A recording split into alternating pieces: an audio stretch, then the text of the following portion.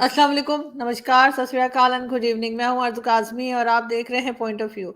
हमारे साथ है जी साजिद तारड़ साहब। बहुत शुक्रिया सर कि आज आप आए। My thank you pleasure. Sir. Thank you so much आरजू। आज आपको बहुत बहुत ईद की मुबारकें। बहुत थैंक आपने यू। तो खासकर आज कपड़े भी ईद के हवाले से पहने हुए।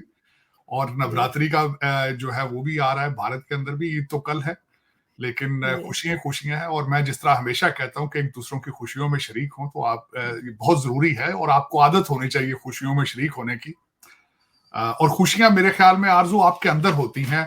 आप अगर खुश होना चाहें तो खुश हो सकते हैं, आप अफसुर्दा होना चाहें तो अफसुर्दा भी हो सकते हैं, लेकिन मेरे ख्याल में एक दूसरों की खुशियों में शरीक हो तो इससे में ज्यादा मजा है।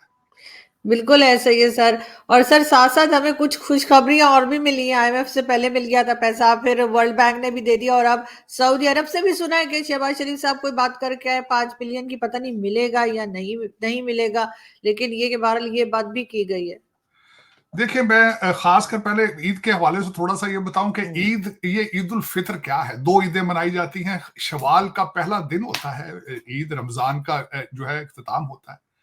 जो चीजें सबसे ज्यादा मैंने देखी गई हैं जिस पे मैं आज समझता हूं कि बात करना जरूरी है, क्योंकि इस्लामिक लाइफ में ज़कात और फितराना दिया जाता है इस महीने में।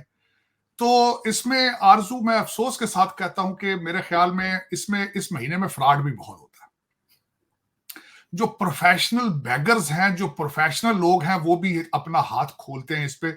मुझे तकरीबन 100 से 150 मैसेज जो हैं वो मुख्तलिफ इंस्टीट्यूशंस की तरफ से आए कि जी वो ये मदरसे हैं छोटे छोटे, पता नहीं क्या ये क्या, कुछ समझ नहीं आती कि मजहब को भी बेचना, खासकर अपने पर्सनल गेन के लिए, तो ये क्या मजहब होगा। और इसमें दूसरा जो है कि जो पाकिस्तान के अंदर एक रवाज है, खासकर पाकिस्तान के, क्योंकि फॉरेन रिलीजन है, इसको पूरे तरीके से, इसको स्पिरिट को समझने की कोशिश नहीं की जाती। पूरी दुनिया के अंदर लोग, खासकर यूरोप के अंदर और मिडल ईस्ट के अंदर, लोग एक दूसरे की मदद के लिए निकलते हैं बाहर। लोग एक दूसरे अशिया को सस्ता करते हैं। यहां पे जो बिहेवियर है वो ये है कि एक महीने में 11 महीने के पैसे बनाने, क्योंकि इस्लाम के स्पिरिट को समझा नहीं है, सिर्फ रिचुअल में फंसे हैं हम लोग। मस्जिदों के अंदर पंखे चोरी हो रहे हैं, मस्जिदों के अंदर बच्चों के साथ ज्यादतियां हो रही हैं, इत्काफ के अंदर ज्यादतियां हो रही हैं। क्यों हो रही हैं? कभी सोचा है किसी ने कि खुदा के घर का एहतराम नहीं है? क्या वजह है इसकी? क्या वजह है? मैंने अगले दिन आपको कहा था कि बकरों पे जोर है, उसके ओरिजिनल स्पिरिट ऑफ कुर्बानी, खुदा के राह में कुर्बानी देना, और सही रास्ते पे देना, उस पे जोर नहीं है, बकरों पे जोर है। लोग कर्जे ले लेके बकरे दे रहे हैं, एक दूसरे के लिए नुमाइश का बंदोबस्त किया जा रहा है। यही सबसे बड़ी वजह है। आज इसके मैं एक और मिसाल देना चाहूंगा, हालांकि हुआ नहीं है। मेरे एक जो मजहबी कल्ट है, उन्होंने कहा अडयाला जेल के बाद हम ईद की नमाज पढ़ेंगे।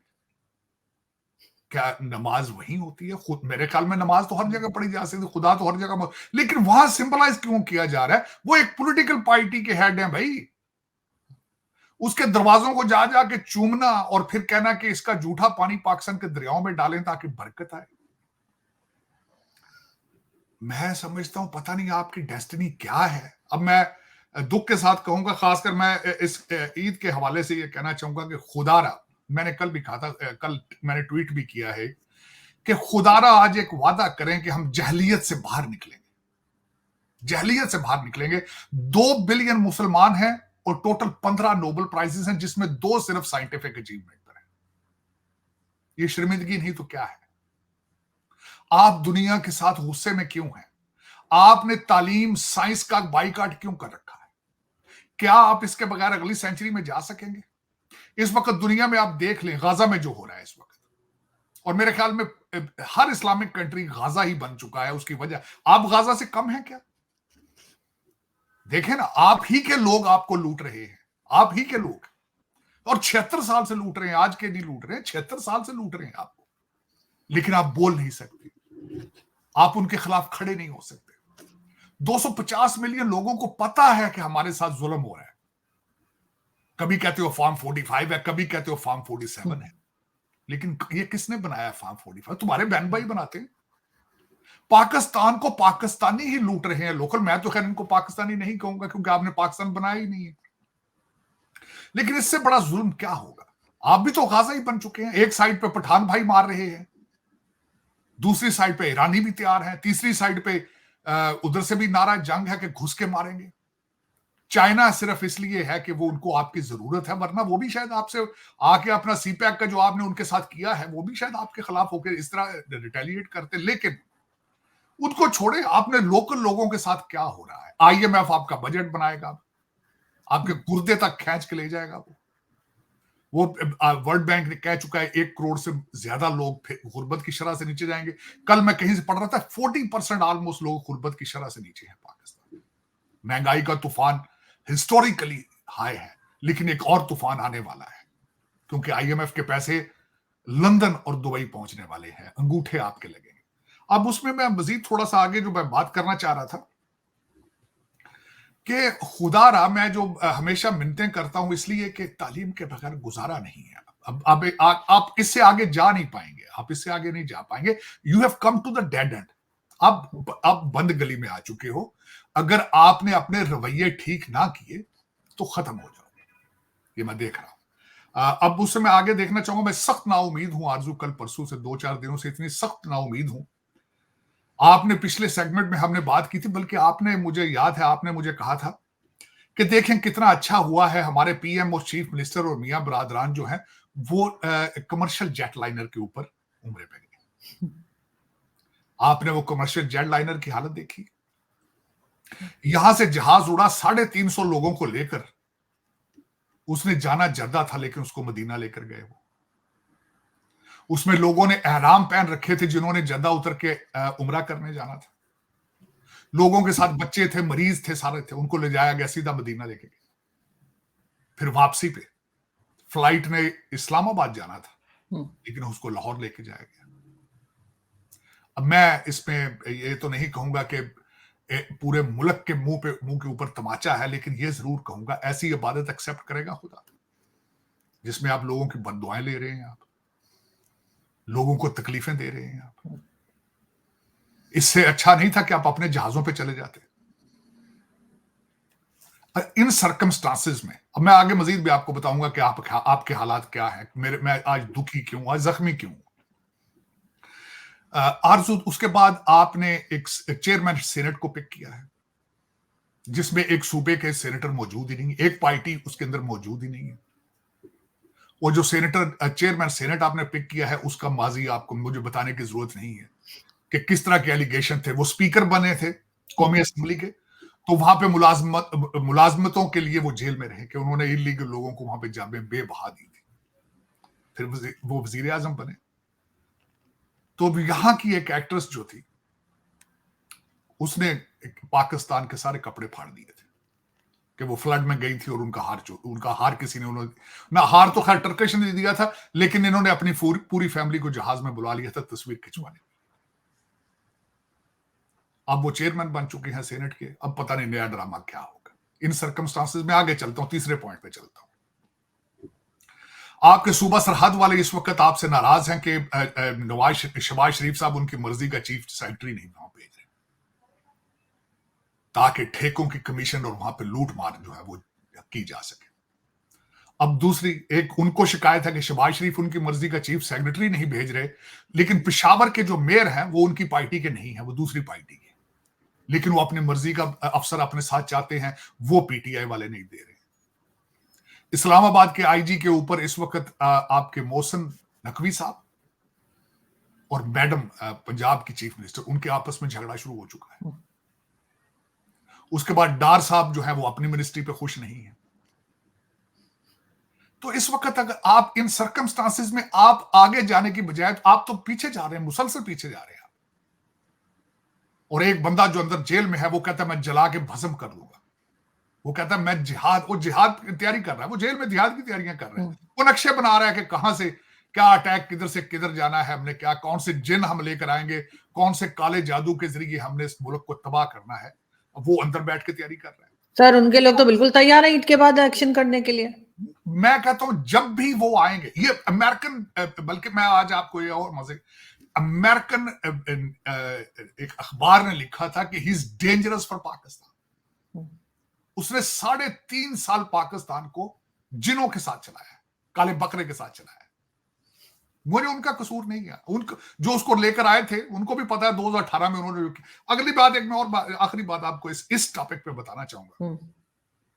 शहरयार अफरीदी साहब ने पिछले दिनों एक नारा लगाया था, ये तेरे बाप की पार्टी नहीं है, मेरी भी पार्टी है, क्योंकि पार्टी के अंदर इंतशार शुरू है, उस पर वकीलों ने कब्जा कर लिया और जो पुराने जो लोग थे वो साइड लाइन पर बैठे थे, उनको तकलीफ है, होनी चाहिए।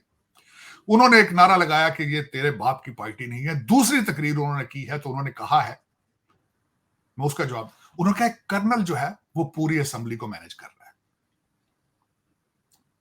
अब इनको मैं इनका चेहरा दिखाना चाहूंगा कि इनके अपने दौर के अंदर एक कर्नल रियाकत थे जो रिटायर थे, जो असेंबली को मैनेज करते थे, हाजिरी लगाते थे, बल्कि सारे रेजोल्यूशंस वो पेश करते थे इनके दौर में, पीटीआई के दौर में। तो उस वक्त क्यों नहीं बोले ये? उस वक्त मेरे मुर्शिद ने खुद कहा था कि मेरे दौर के अंदर बजट पास कराने के लिए भी एजेंसियां एमएनएस को उठा उठा के लाती थी। उस वक्त क्यों नहीं बोले ये? कर्नल लियाकत के खिलाफ क्यों नहीं आवाज उठाई उन्होंने? आज ये उठा रहे हैं। आज के जर्नल अगर तुम्हें पसंद नहीं तो अपने जर्नल्स के बारे में बात क्यों नहीं करते जो तुम्हें लेकर आए थे? इस वक्त आरजू जो मैं आपको बातें बता रहा हूं, देखें, जो पार्टी जहाज को लेकर 350 लोगों को, हाजियों को, उम्रे वालों को जलीलो ख्वार कर रही है, उसको पहले ही पाकिस्तान में लोग पसंद नहीं करते। उन्हें पता है हमारा वोट बैंक नहीं है। मैं ये पूछना चाहता हूं, ये प्राइम मिनिस्टर मुल्क के लिए अच्छे फैसले कैसे कर सकते हैं जब इनके एडवाइजर इनको बता रहे हैं कि पीआईए का जहाज लेके चलो यहां से, जद्दे की फ्लाइट, और इसको मदीना ले जाओ, और फिर वापसी की फ्लाइट इस्लामाबाद की बजाय लाहौर ले जाओ। ऐसे एडवाइजर हैं इनके ये। अगर एक जहाज की फ्लाइट को मैनेज नहीं कर सकते तो पाकिस्तान को किस तरह मैनेज करेंगे? लेकिन इनका कसूर नहीं है, कसूर उनका है जो इनसे करवा रहे हैं। तो सर अब तो लोग हाथ ही जोड़ेंगे इनको कि भाई प्राइवेट जेट में ही चले जाओ, हमें माफ कर दो, नहीं, हाथ आम फ्लाइट से ना जाओ। अब जेट कहां से आएंगे? ये $8 बिलियन अमेरिकन देंगे तो पता नहीं उसके ही जेट उड़ेंगे। बाकी तो हालात आपको पता है जो इस वक्त जा रहे हैं पाकिस्तान के, फाइनेंशियल हालात है, लोग मजाक उड़ाते हैं, जोक सुना रहे हैं वॉशिंगटन डीसी के अंदर, दूसरे हर कैपिटल के अंदर आप मजाक बन चुके हैं। और तीसरा, मैंने ईद के हवाले से आपसे कहना था, देखें कितने अफसोस की बात है, मैंने कल देखा बीबीसी के ऊपर लिखा था जी, किसी ने आर्टिकल लिखा है कि फलस्तीन को सपोर्ट करें, आप अपने हाथों पे मेहंदी से फलस्तीन लिखें। इस तरह फलस्तीन बचेगा ये? आपने तालीम से इनकार है, आपका तालीम से आप भाग रहे हैं। नोबेल प्राइज मैंने आपको बताया 2 बिलियन के पास सिर्फ 15 है, 2 साइंटिस्ट हैं उसमें से, सिर्फ 2 साइंस के रिलेटेड। आप अपने हाथों पे फलस्तीन लिखने से आपका क्या हाल है? फलस्तीन बच पाएगा? 15 मिलियन ज्यूज हैं, 200 से ज्यादा उनके नोबेल पीस प्राइजेस हैं, पीस प्राइज 200 से ज्यादा नोबेल प्राइजेस, और अपना वो कहते हैं जब तक हम अपना टारगेट अचीव नहीं करेंगे, 33-34 हजार वो मार चुके हैं, कहते हैं हम नहीं रुकेंगे। और ये सिर्फ ये गाजा की बात नहीं है, हर इस्लामिक कंट्रीज गाजा, हर इस्लामिक कंट्रीज गाजा। ना कॉन्स्टिट्यूशनल राइट्स है, ना ह्यूमन राइट्स है, ना वहां पे इलेक्शन है, ना कोई कॉन्स्टिट्यूशन है, ना असेंबली है, ना शराफत है, ना करैक्टर है, ना फ्यूचर है। आप बता देना मुझे कि कौन सा इस्लामिक कंट्री है जो इस वक्त ग्रोथ करेगा, आगे चलने की सलाहियत रखता है। तकाजे पूरे, टर्की के हालात आप देख रहे हैं, क्या हालात। दो मुमालिक इस वक्त इस्लामिक वर्ल्ड को लीड करने की ख्वाहिश रखते हैं, सऊदी अरेबिया और टर्की। सऊदी अरेबिया के हालात देख लें आप, वो तो कहते हैं ना, वो they run these countries like it's my father's property. वहां पे तो जितने इंसान रहते हैं वो तो प्रॉपर्टी है किन की। सजाएं सिर्फ उन्होंने छोटे लोगों के लिए रखी हैं, जो पाकिस्तानी, बंगाली और इंडियन जो स्मगलिंग में पकड़ के हर फ्राइडे वाले दिन वहां पे एक शो किया जाता है, गर्दनें और हाथ काटे जाते हैं सिर्फ गरीब लोगों के। जो 20,000 वहां पे रॉयल फैमिली है, उनके लिए कोई कानून नहीं है। इस्लाम अपनी मर्जी का है, जिस वक्त मोड़ तोड़ के जो मर्जी कर ले जी। इतने फतवे हैं, इतने स्कूल ऑफ थॉट्स हैं, जब मर्जी उसको चेंज कर ले, जो मर्जी चेंज। अब मैं उसके अगली बात बता, 3 किस्म की नमाज की ईदें हो रही हैं, 3 किस्म की। मैं ईद के हवाले से, आज हमारा ईद का शो है, जी, 3 किस्म की नमाजें पढ़ी जा रही हैं। 25% मुसलमान सऊदी अरेबिया के साथ ईद कर रहे हैं। फिर खिलाफत थी टर्की की, फिर 25% जो है वो टर्की के साथ ईद कर रहे हैं। फिर बाकी जो बचे हैं वो ईरान के साथ शिया हैं, वो ईरान के साथ ईद कर रहे हैं। ये तो ईद के हालात है। और मैं यहां पे अर्ज करना चाहूंगा आपको, फ्यूचर इराक के लोगों को इन्होंने जब कॉन्स्टिट्यूशन फ्रेम कर रहे थे अमेरिकन इराक का, तो इन्होंने इराक के सारे उलमा और सारे पॉलिटिशियन को इकट्ठा किया। वो सारा दिन मेन्यू पे लड़ते थे, आइसक्रीम के फ्लेवर्स पे लड़ते थे, इराक के फ्यूचर पे नहीं लड़ते थे, कॉन्स्टिट्यूशन पे नहीं लड़ते थे। तो जब ये कहां हम जा रहे हैं, क्या वजह क्या है? क्यों नहीं हम सोचते कि हम पढ़ें लिखें? सबसे बड़ी बात मैं आज गारंटी कर, गाजा का सलूशन मैं आज बता देता हूं। गाजा का सलूशन है, मैं कहता हूं इन फलस्तीनियों को चाहिए कि जिस तरह इजराइल कहता है वैसे कर लें। सर नीचे करके 20 साल अपने बच्चों को मैथ पढ़ा लें, इंग्लिश पढ़ा लें, अपनी कामयाबी के साथ ये रिवेंज ले लें। मैं भारत में सिर्फ और सिर्फ इस वजह से खुश हूं, कलोनियलिज्म का, हिंदुओं के हॉलोकॉस्ट का जो बदला ले रहे हैं तालीम के साथ, मैं उस पर खुश हूं। क्योंकि हम तो ये लेने की सलाहियत नहीं रखते। हमारे लिए तो हमें बताया जाता है हमारा हीरो गौरी है, अब्दाली है, फलाना है, गजनी है, जो कि नहीं है। मैं तो नहीं उनको हीरो मानता। ओप्रेसर थे, हमें इन्वेडर थे, मारते रहे, हमारा कल्चर तबाह कर दिया उन्होंने, हमारी आइडेंटिटी खत्म कर दी। लेकिन भारत ने लिया बदला, मैं खुश हूं इस पे, भारतीयों पे खुश हूं इस बात पे। लेकिन खुदा रहा उनको भी थोड़ा सोचना चाहिए। मैं एक चीज जो बार बार स्मेल करता हूं, उसकी वजह ये होती है, एक लफ्ज इस्तेमाल होता है ग्रोइंग पेन्स। ग्रोइंग पेन्स में जब आप घमंड में आ जाते हैं, जब आप गरूर में आ जाते हैं, जो कि मैं समझता हूं कि अच्छी चीज नहीं होती, ना करेक्टर के लिए ना किसी मजहब में, तो उसमें आके ग्रोइंग पेन्स में आके कई दफा आप गलत फैसले ले लेते हैं बहुत जल्दी, और उसमें कई दफा परेशानियां बन जाती हैं। इस वक्त भारत को चैलेंजेस सामने पड़े हैं। सबसे बड़ा चैलेंज चाइना का ग्रो करना इस रीजन के अंदर, और वो करप्शन का पैसा हर कंट्री के अंदर फेंक रहा है चाइना। मैं ये कई दफा सोचता रहता हूं, मेरी नजर में भारत को चाहिए कि अपना सर नीचे करके तरक्की की तरफ जाता जाए। मैं उनका जो नया आइडिया जो उनका है, बल्कि जो दो लोगों ने उस पर बात की थी, मोदी जी ने बिल गेट के साथ बैठ के बात की थी कि डिजिटल रेवोल्यूशन में भारत तरक्की करना चाहता है, आगे जाना चाहता है। पहले भी उनकी लीड मौजूद है, इसमें कोई शक नहीं है।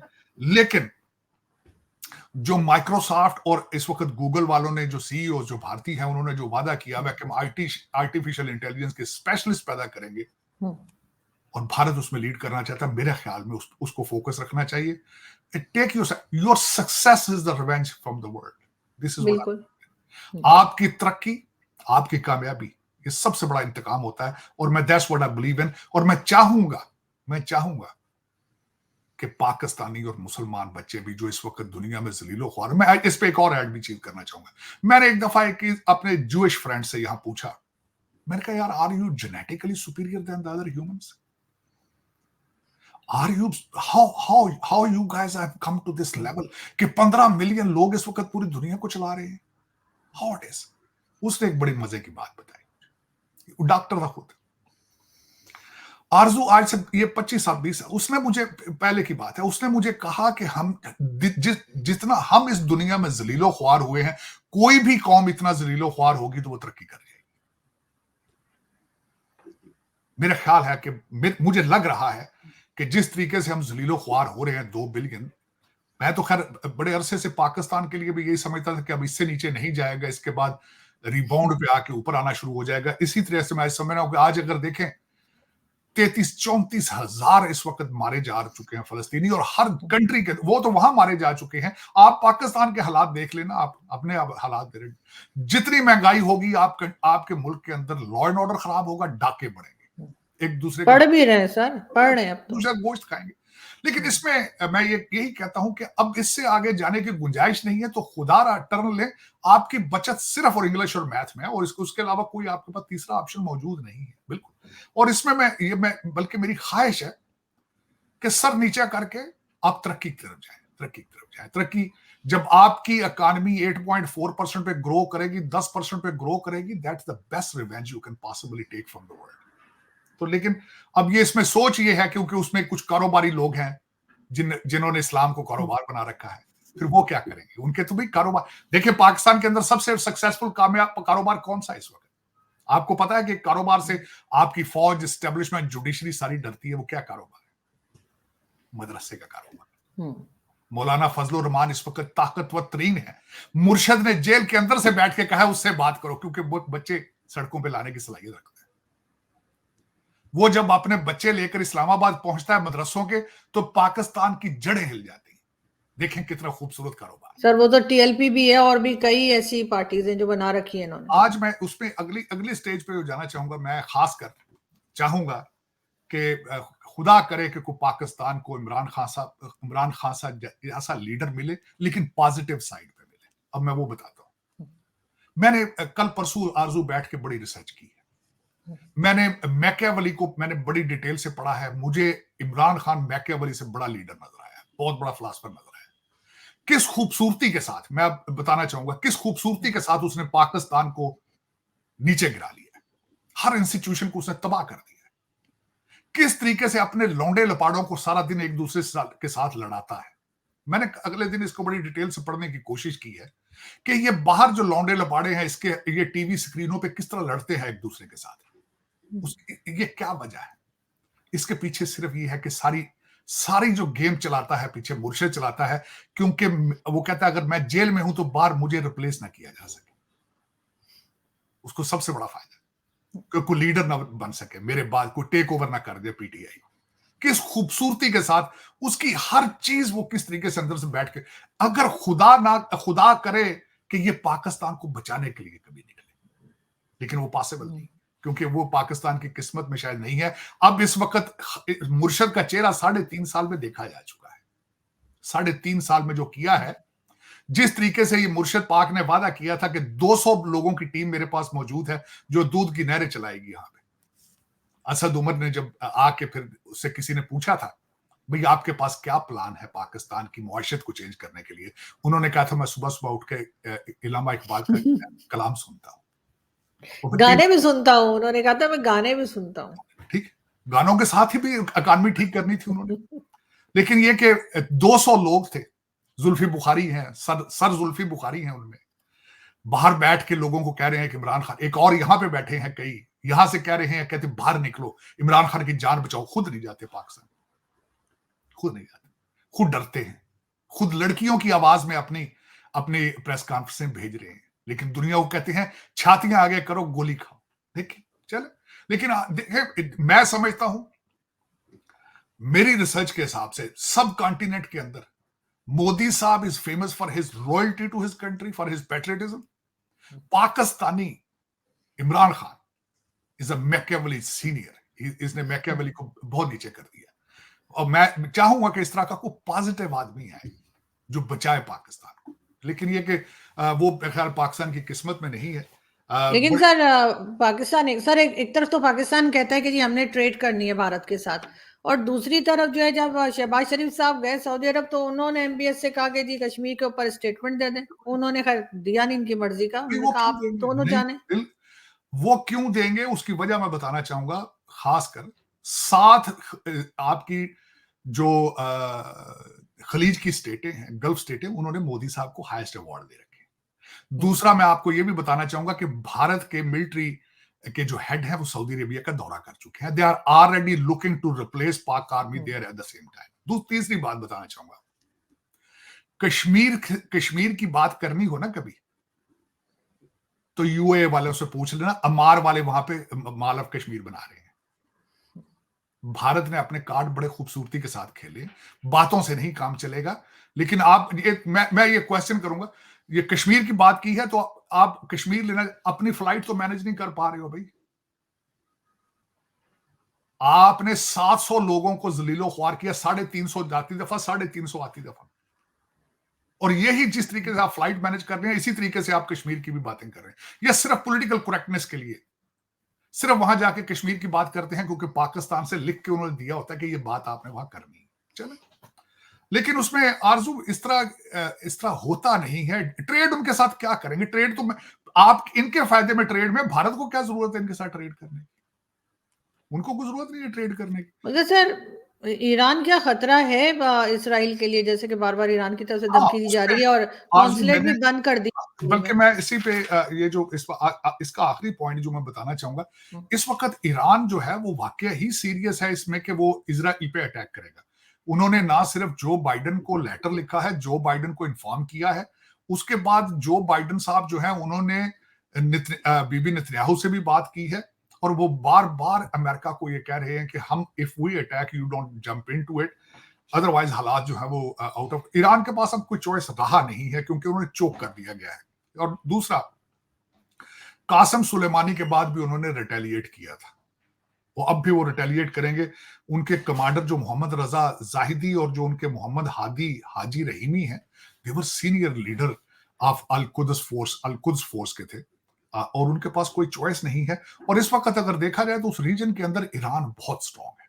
उसको ईरान को स्ट्रांग करने के लिए ओबामा साहब ने बहुत बड़ा रोल अदा किया था अपनी एडमिनिस्ट्रेशन में।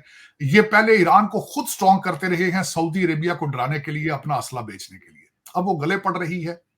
इराक के अंदर जो इस वक्त जो रूलिंग रजीम है वहां पे, वो सारे शिया हैं और सारे ईरान से आए हैं। ईरान के अंदर उन्होंने पॉलिटिकल असाइलम ले रखा था और बड़े दिनों से उन्होंने कह रखा है कि अपने 2500 बच्चे जो हैं अमेरिकन यहाँ फिर रहे हैं यूनिफॉर्म पहन के, इनको ले जाओ यहाँ से। और दूसरा, सीरिया के अंदर इस वक्त 1 लाख के करीब ईरानी फिजिकली मौजूद है वहां पे। लेबनान के अंदर हिजबुल्लाह मौजूद है, हमास उनके साथ है, हुती उनके साथ है। और अगर देखें, अब मेरा ये क्वेश्चन है, इजराइल और अमेरिका हुतियों को कंट्रोल कर पाया है? नहीं कर पाया। इस वक्त अमेरिका के पास ना असला है ना पैसा है। विल तो उनके पास पहले ही मौजूद नहीं थी जब काबल से अपने बच्चों की लाशें उठाकर भागे थे। इस वक्त अमेरिकन आर्मी इज सीरियसली डिमोरलाइज्ड। कोई तीसरा, इस वक्त 2 कंट्री मुसलसल अपने ट्राई कर रहे हैं कि अमेरिका जंग में कूदे, एक इजराइल है और दूसरा यूक्रेन है, लेकिन अमेरिका के पास अपने हालात नहीं है। अमेरिका इंटरनल इतना इंतशार है यहाँ पे, पॉलिटिकल स्टेबिलिटी, और अमेरिका इज कंप्लीटली डिवाइडेड। हर एक शहर के अंदर 2-2, 3-3 लाख स्पेनिश लोग हैं, वो ओपन क्राइम करते फिर रहे हैं। पुलिस यहाँ मिलती नहीं है, पुलिस वाले पुलिस की जॉब छोड़ चुके हैं। हर शहर के अंदर 200-200, 300-300 पुलिस की असामियां खाली हैं।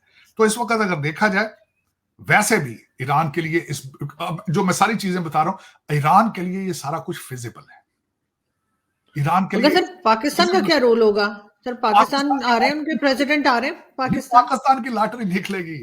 पाकिस्तान की लॉटरी इसलिए निकलेगी कि इस वक्त जो IMF आपके साथ लवी डवी हो रहा है, 2 वजह से हो रहा है। एक, आप जो असला सप्लाई कर रहे हैं यूक्रेन को, और दूसरा, अमेरिका अपना ऑप्शन रखेगा कि ईरान अगर अटैक करता है तो आप उसको हवाई अड्डे देंगे ताकि वो ईरान के ऊपर चेक रख सके, वहां से इंटेलिजेंस करेंगे, अपने बैठ के तैयारी रखेंगे ताकि ईरान के ऊपर प्रेशर है। तो आपकी लॉटरी निकलेगी, प्रॉपर्टी बिकेगी दुबई की और लंदन की, और आप दमादम मस्त कलंदर करेंगे। और क्या होगा सर? वो पाव के बम भी शायद दे दें शेख रशीद वाले ईरान को।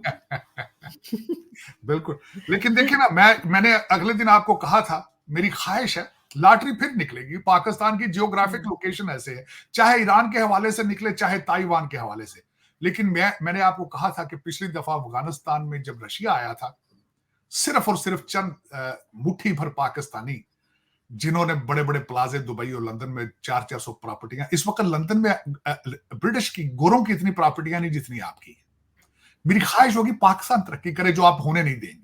मेरी ख्वाहिश यह है कि पाकिस्तान इस अपॉर्चुनिटी से फायदा उठा के तरक्की करे, बजाय इसके कि 10-15 लोग जो हैं वो लंदन, दुबई, ऑस्ट्रेलिया वगैरह में अमीर तरीन हो जाएं और आप मजीद गरीब तरीन हो जाएं, जो कि मुझे लगता यही है, क्योंकि आपने 76 साल कोशिश की है, 76 साल कोशिश की है इस जगह पहुंचने पे। मैं मुसलसल अपनी रिसर्च कर रहा हूं आरजू, टू अंडरस्टैंड कि क्या वजह है कि इस खित्ते के लोग जो हैं वो अपनी धरती के साथ मुखलस क्यों नहीं है, क्या वजह है। DNA का इशू है, it's nothing else to do it. यहाँ पे जिस तरीके से फॉरेन इन्वेडर्स आके इस खित्ते में मिक्सअप होते रहे हैं, लोकल लोगों का अपनी लोकल मिट्टी के साथ अटैचमेंट नहीं है। मैं इस पर रिसर्च कर रहा हूँ मुसलसल। बिल्कुल ऐसे ही। लेकिन सर हम आगे यही देख रहे हैं कि अगर पैसा आ भी गया कहीं से और ईरान के लिए अगर अमेरिका ने दे दिया, तब भी पाकिस्तान की पब्लिक के लिए कुछ नहीं होगा। वही जो कुछ लोग हैं वो अपनी प्रॉपर्टीज बना लेंगे, इससे ज्यादा कुछ होता हुआ दिखाई नहीं दे रहा। बहुत शुक्रिया कि आज आपने ज्वाइन किया। Thank you so much.